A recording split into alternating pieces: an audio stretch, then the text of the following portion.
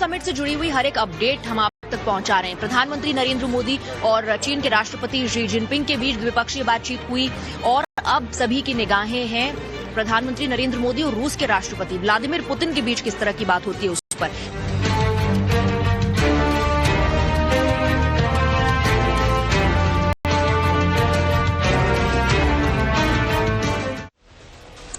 और ट्रंप से टैरिफ विवाद के बीच जिनपिंग का बयान सामने आया है। हाथी और ड्रैगन को साथ आना होगा। इस वक्त जो विश्व में हालात हैं वो अस्थिर हैं और ऐसे में हाथी और ड्रैगन को साथ आना होगा, ये कहना है शी जिनपिंग का। हम प्रतिद्वंद्वी नहीं, पार्टनर हैं। ये बहुत बड़ी बात शी जिनपिंग ने कही है और खासकर द्विपक्षीय बैठक के बाद ये बातें कही गई हैं। यानी जो बैठक थी वो सार्थक रही। भारत और चीन एक दूसरे के लिए खतरा नहीं है। शी जिनपिंग ये बातें कह रहे हैं तो जाहिर सी बात है कि चाइना जो आज तक आंखें दिखाता था भारत को, और हमने देखा था सीमा विवाद को लेकर गलवान में क्या कुछ हुआ था, उसके बाद बातचीत पूरी तरह से बंद हो गई थी, लेकिन फिर से बातचीत शुरू हुई। और अब 7 साल बाद प्रधानमंत्री नरेंद्र मोदी जब चीन में मौजूद थे एससीओ समिट के लिए, उसके पहले ये द्विपक्षीय बातचीत जो ये बताती है, उसके बाद ये बयान शी जिनपिंग का बताता है कि भारत की दोस्ती अब चीन के लिए कितनी जरूरी है। 7 साल के बाद भारत और चीन के बीच तियानजिन में बैठक हुई। पूरी दुनिया की निगाहें इस पर टिकी हुई थी। ग्लोबल साउथ के 2 बड़े लीडर्स को देख रही थी दुनिया। म्यूचुअल पार्टनरशिप की तरफ अहम चर्चा करते हुए देखा गया। इस बायलैटरल मीटिंग में चीनी राष्ट्रपति ने क्या कुछ कहा, चलिए ये जरा समझिए। भारत और चीन प्रतिद्वंद्वी नहीं, पार्टनर है, ये चाइना कह रहा है, भारत नहीं। इसीलिए ये काफी इंपॉर्टेंट हो जाता है क्योंकि भारत तो अक्सर मानता आया कि पड़ोसी मुल्कों के साथ हमें संबंध अच्छे करके चलने चाहिए, लेकिन अगर चीन ये कह रहा है कि हम पार्टनर की तरह हैं, हम एक दूसरे के लिए खतरा नहीं है, बल्कि चाइना की विस्तारवाद की नीति सभी जानते हैं और चाइना ये कह रहा है कि अब हम एक दूसरे के लिए खतरा नहीं है, हम विकास में एक दूसरे के साथ हैं, हमें अच्छा पड़ोसी बनना चाहिए।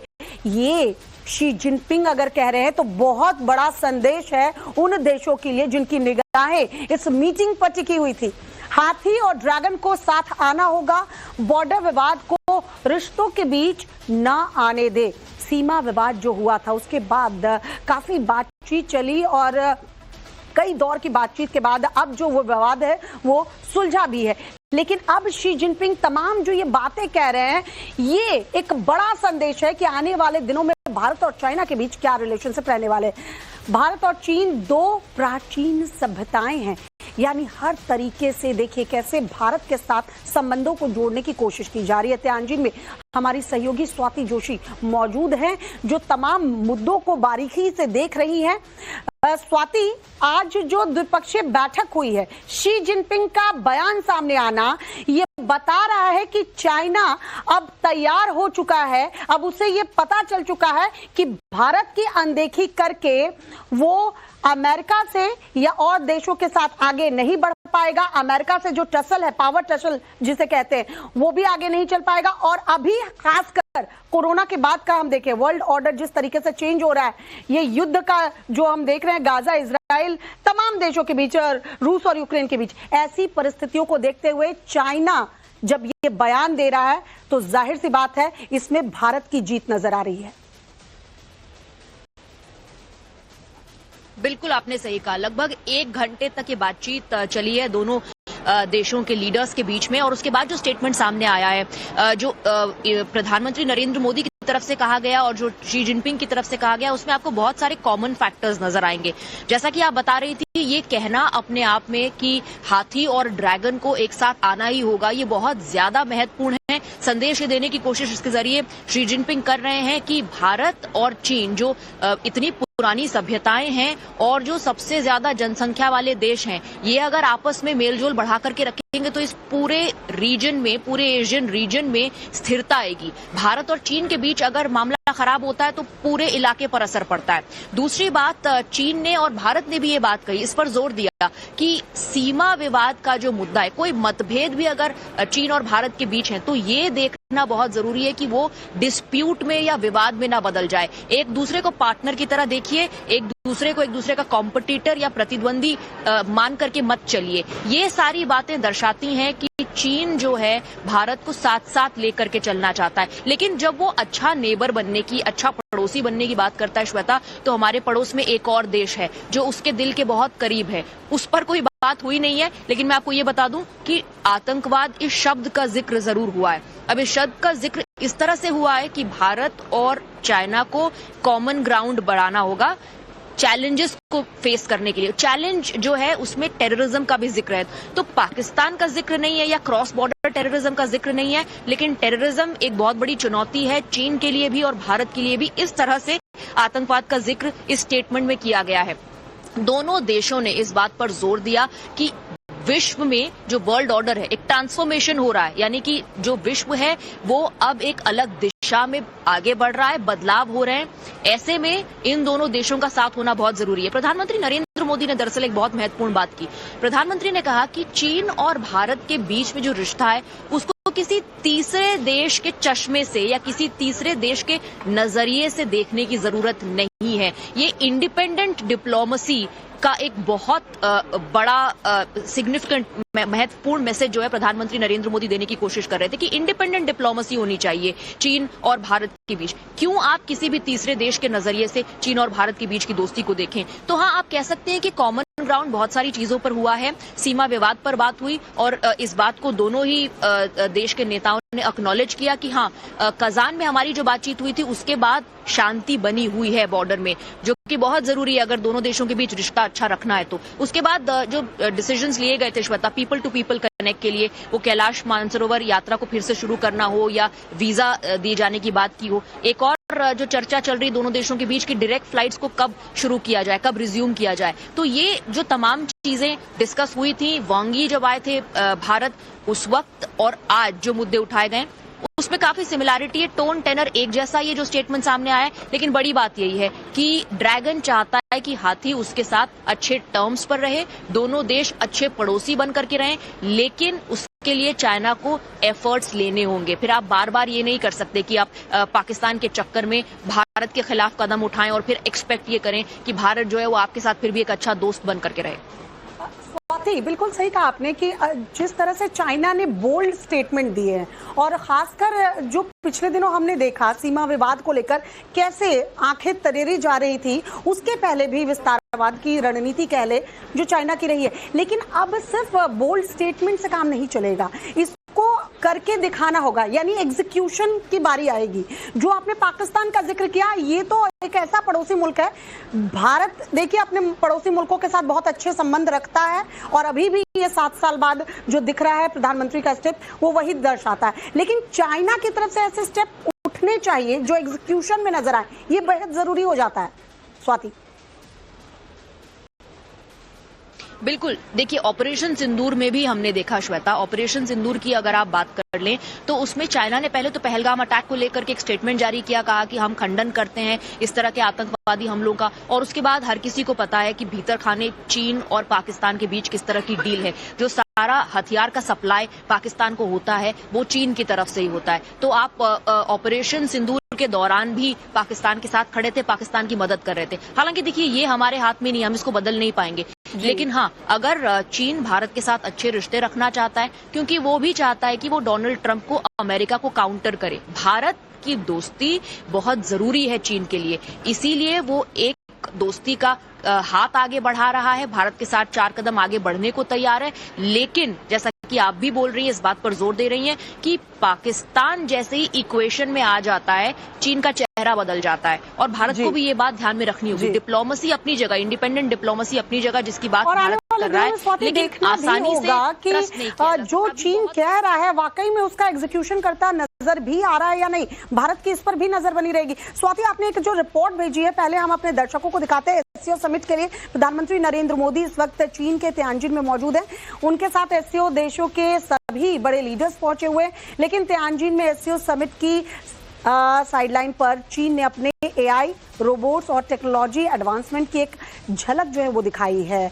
कहीं पर कोई रोबोट बिल्कुल हमारे रिपोर्टर के मूवमेंट्स की नकल कर रहा था, तो कहीं पर चीन के एआई ने हमारी संवाददाता स्वाति जोशी की हिंदी में की गई रिपोर्ट को रशियन में कुछ ही मिनटों में कन्वर्ट कर दिया। देखिए टेक्नोलॉजी का कमाल। एससीओ समिट से जुड़ी हुई हर एक अपडेट हम आप तक पहुंचा रहे हैं। प्रधानमंत्री नरेंद्र मोदी और चीन के राष्ट्रपति शी जिनपिंग के बीच द्विपक्षीय बातचीत हुई और अब सभी की निगाहें हैं प्रधानमंत्री नरेंद्र मोदी और रूस के राष्ट्रपति व्लादिमीर पुतिन के बीच किस तरह की बात होती है उस पर। लेकिन एससीओ समिट के साइडलाइंस में बहुत कुछ यहां पर हो रहा है। टेक्नोलॉजी और एआई से जुड़ी हुई रिपोर्ट्स मैंने आपको पहले भी दिखाई थी। इस वक्त मैं मौजूद हूं science and technology interactive display पर और मुझे ये बताया जा रहा है कि यहाँ मेरा एक डिजिटल ह्यूमन अवतार बनाया जा सकता है। और सबसे खास बात ये कि मैं चाहे किसी भी भाषा में यहाँ पर एक पीस रिकॉर्ड कर सकती हूँ और उसके बाद मेरे पास ऑप्शन है कि मेरा जो डिजिटल ह्यूमन अवतार है वो किस लैंग्वेज में आपको वो रिपोर्ट दिखाता है। मेरे पास ऑप्शंस हैं इंग्लिश, चाइनीज और रशियन। तो चलिए सबसे पहले मैं इस सेटअप में खड़े होकर अपना एक पीस यहाँ इस कैमरे पर रिकॉर्ड कर दूंगी और उसके बाद ये पूरा वीडियो प्रोसेस होगा और फिर आप देखेंगे कि मेरा डिजिटल ह्यूमन अवतार कैसे बनता है और मेरे पास ऑप्शन होगा कि उसको किस लैंग्वेज में हम रिपोर्ट दिखाने की इजाजत देते हैं। तो पहले मैं इनसे रिक्वेस्ट करूंगी, why don't you start the video अब स्टार्ट हो गया है। मैं अपना पीस रिकॉर्ड करने जा रही हूँ। नमस्कार, आपके साथ मैं हूं स्वाति जोशी और टाइम्स नाउ नवभारत पर आप देख रहे हैं एससीओ समिट से जुड़ी हुई सबसे बड़ी कवरेज, जिसमें पल पल की अपडेट्स हम आप तक पहुंचा रहे हैं। यहाँ तियानजिन से हम आपको बता रहे हैं कि एससीओ समिट में द्विपक्षीय बातचीत में कौन कौन से मुद्दे उठाए जा रहे हैं और कौन कौन से मुद्दों पर बातचीत दोनों लीडर्स के बीच में हो रही है। तो मैंने अपना अब ये पीस रिकॉर्ड कर लिया है और अब मैं चाहती हूँ कि मेरा ये जो डिजिटल ह्यूमन अवतार है ये रशियन लैंग्वेज में यही रिपोर्ट आप तक पहुंचाए। और उसके लिए आप देख रहे हैं उस तरफ वो जो सिस्टम्स लगे हुए हैं, आइए मेरे साथ। तो ये जो सिस्टम्स लगे हुए हैं यहाँ पर मेरा रिकॉर्ड किया हुआ पीस पहुंचेगा और यहाँ जो एडिटर्स बैठे हुए हैं वो मेरे रिकॉर्डेड पीस को रशियन लैंग्वेज में कन्वर्ट करेंगे और उसके बाद जो मेरा ह्यूमन डिजिटल अवतार होगा आपको वही रिपोर्ट जो मैंने अभी हिंदी में रिकॉर्ड की है वही सेम रिपोर्ट आपको रशियन में डिलीवर करता हुआ मेरा डिजिटल ह्यूमन अवतार देखेगा। तो अब आप आगे देखिए कि कैसे मेरा जो डिजिटल ह्यूमन अवतार है यही रिपोर्ट आपको रशियन में दिखाता है। तो हमने आपको दिखाया कैसे हमारे रिपोर्टर ने हिंदी में एक छोटी सी रिपोर्ट को रिकॉर्ड किया है जो पास ही में बैठे एडिटर्स के पास पहुंची और उन्होंने महज कुछ ही मिनटों के अंदर हिंदी वाली उस रिपोर्ट को रशियन लैंग्वेज में कन्वर्ट कर दिया। देखिए कैसे।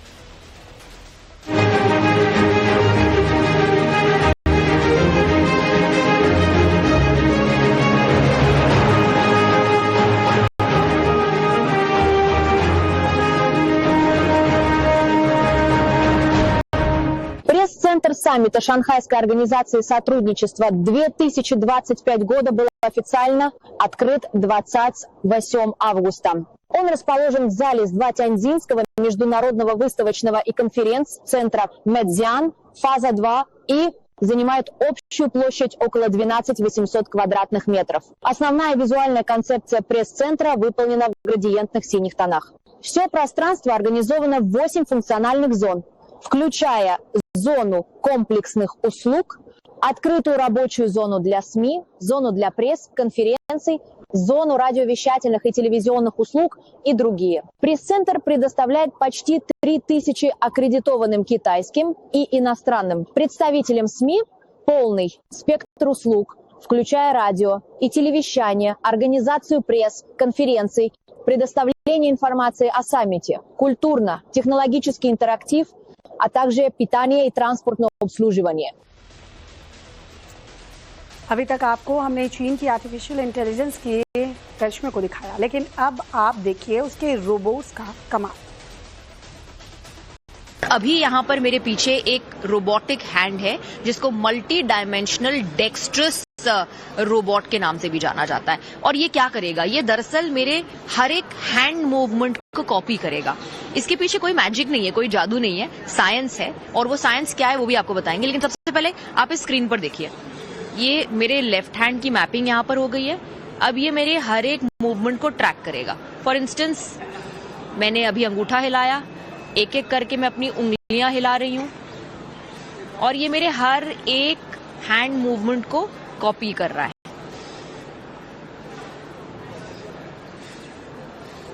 हमारे साथ एक वॉलंटियर भी यहाँ पर हैं, उनसे समझते हैं कि इस रोबोटिक हैंड का काम क्या है। Hi, can you please share some information about this? Okay, I can introduce for you, and that is invented by Pacini Corporation. It's innovation by the multiple dimensional textile and the AI vision, and it has extremely strong learning ability. So ये क्या है? What is this? Is that a camera? Yeah, it has a camera that's AI vision, and it can see your movement and copy your movement. Okay. Yeah. तो मैंने आपसे कहा ना, कोई जादू नहीं है इसके पीछे, टेक्नोलॉजी और एआई है। अगर आप करीब से देखेंगे तो आपको इस रोबोटिक हैंड में यहाँ पर एक कैमरा दिखाई देगा। ये रहा कैमरा। ये कैमरा जो है ये मेरे हाथ के मूवमेंट को कैप्चर करता है और उसके बाद ये रोबोटिक हैंड उसको रिपीट करता है। और मुझे ये भी जानकारी मिली है कि ये दरअसल एनर्जी को सेंस कर सकता है। जैसे मैं अगर अपना हाथ यहाँ पर रखूं तो वहां स्क्रीन पर आपको लाइट्स दिखाई देंगी। यहाँ स्क्रीन पर आपको दिखेगा कि कुछ लाइट्स चेंज हो रही हैं, येलो, रेड, ऑरेंज। जैसे मैं यहाँ पर प्रेस करती हूँ, आप देखिए कि यहाँ पर लाइट्स चेंज हो रही हैं। ये एनर्जी को समझ सकता है और टेक्सटाइल को फील कर सकता है। चीन की टेक्नोलॉजी की क्षमता सिर्फ एआई और रोबोटिक हैंड तक ही सीमित नहीं है। अगली रिपोर्ट में आपको दिखाते हैं चीन के डांसिंग चिट्टी को। देखिए जरा। कभी आपने डांसिंग रोबोट देखा है? अगर नहीं देखा है तो मेरी रिपोर्ट में देखिए। Here is a dancing robot जो कि अलग अलग मूवमेंट्स आपको करता हुआ दिखाएगा। बेसिकली यहाँ पर सब जगह टेक्नोलॉजी और एआई का इन्फ्लुएंस आपको दिखाई देगा। ये एसईओ समिट के साइडलाइन पे आप देख रहे हैं कि साइंस एंड टेक्नोलॉजी का एक तरीके से एक डिस्प्ले लगा हुआ है, जहाँ पर बाकी अन्य चीजों में ये एक डांसिंग रोबोट भी है। इसमें भी अगर आप देखें उसके माथे पर इस रोबोट के आपको एक कैमरा नजर आएगा। इसमें और भी सेंसर्स हैं, इसमें एआई विजन भी है और अंदर इसी का एक पुराना वर्जन रखा हुआ है। ये जो आप देख रहे हैं this is an advance version.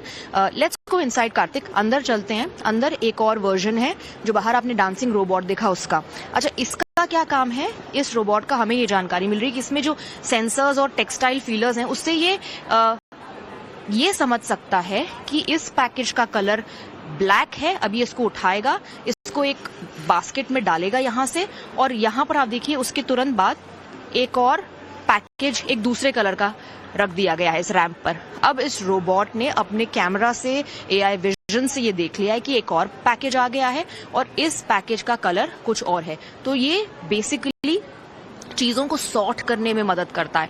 Black package उसने किसी और बास्केट में डाल दिया और ये किसी और कलर का पैकेज है। सॉर्ट करने में ये रोबोट जो है लोगों की मदद कर रहा है। ऐसे यहाँ पर डिस्प्ले में बहुत सारी चीजें रखी गई हैं। एक साइंस एंड टेक्नोलॉजी डिस्प्ले। देखिए अब इसने ये व्हाइट पैकेज को उठाया है और ये व्हाइट पैकेज दूसरे बास्केट में डाला गया है।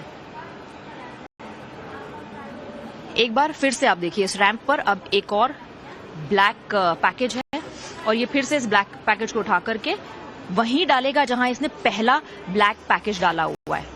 साइंस एंड टेक्नोलॉजी, कोई जादू नहीं है, कोई मिरेकल नहीं है। This is science and technology जिसका एग्जीबिशन यहाँ एससीओ समिट में लगाया गया है और तरह तरह के रोबोट्स यहाँ पर आपको दिखाई देंगे। बहुत दिलचस्प। उधर खबर मिल रही है ट्रंप की टेंशन डबल करने वाला बयान पुतिन ने दिया है। मोदी से मुलाकात के पहले पुतिन ने कहा अब वर्ल्ड ऑर्डर बदलने वाला है। पुतिन का ये बयान ट्रंप के लिए टेंशन बन सकता है। कल पीएम मोदी और पुतिन के बीच मुलाकात हो रही है और पुतिन के साथ ये मुलाकात बेहद अहम भी मानी जा रही है। उसके पहले पुतिन का ये कहना कि वर्ल्ड ऑर्डर जो है वो बदल रहा है। जाहिर सी बात है कि इस वक्त डोनाल्ड ट्रंप की नजरें जो है वो टिकी हुई है न सिर्फ एससीओ समिट पर बल्कि आज जो द्विपक्षीय बैठक चाइना और इंडिया के बीच में हुई उस पर भी, और साथ ही साथ कल जो पुतिन के साथ प्रधानमंत्री नरेंद्र मोदी की मुलाकात होने वाली है वो भी काफी अहम हो जाती है, क्योंकि पुतिन पर प्रेशर बनाने के लिए 25% ज्यादा टैरिफ जो है वो इंडिया के ऊपर लगाया गया है अमेरिका के तरफ से। और जाहिर सी बात है कि कल जब पुतिन और मोदी के बीच बातचीत होगी तो कई मुद्दों पर अहम बातचीत संभव। ब्रेक फ्री न्यूज में अगली खबर की बात करते हैं। यूपी से